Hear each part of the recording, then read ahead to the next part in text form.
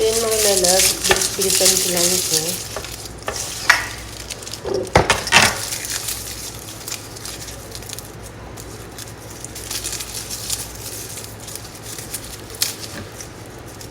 So ayan, para madaling mabalatan. Kailangan po na ito yung idarang siya sa microwave.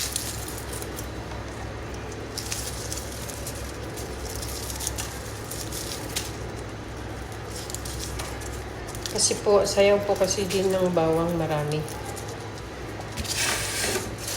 Kasi kami masyadong nagbabawang. Pero pagabili talaga ako ng bawang. Ito nga yung gagawin ko. Kaya bumili din ako dito.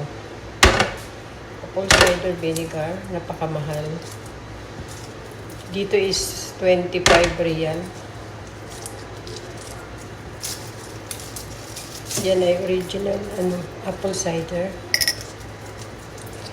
Tatak niya is Bragg.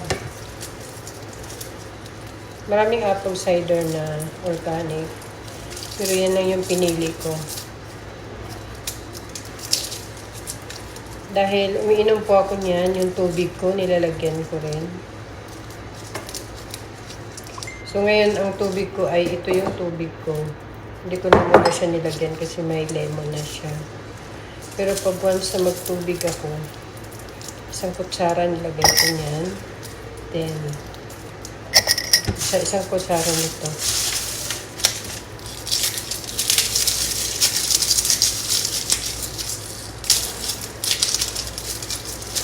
Ibababad ko lang siya sa apple cider.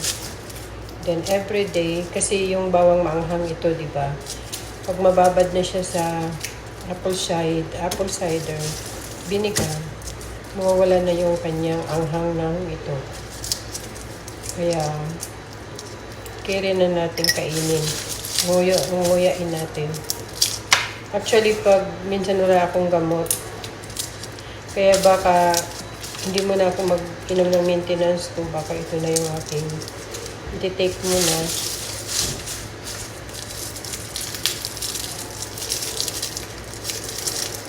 Ay, madali lang magbalat o pag ay idarang niya sa microwave. Huwag naman tagalan, basta alam niyo malambot-lambot na siya. Pwede na. So, yan.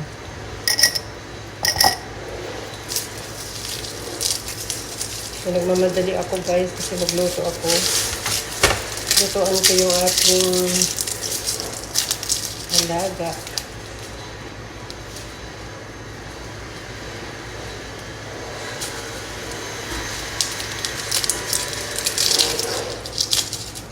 Ay, parang sira na ito. Ayaw ko na ito. So, yun lang guys.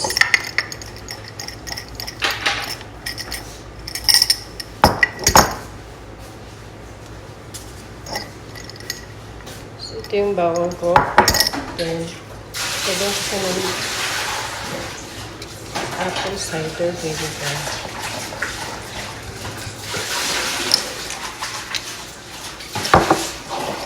Babad ko lang yan. Hindi ko siya inire-rep sa labas.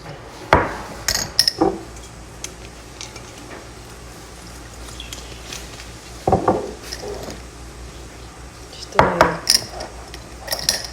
Ito 3 days siguro. Okay na.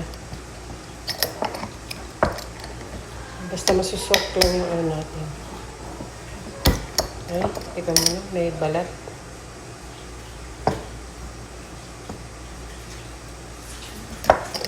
Yan po. Kasi ako lang naman nagkakain ito eh.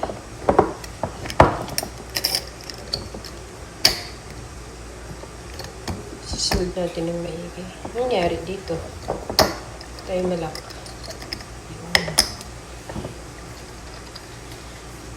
Thank you for watching guys.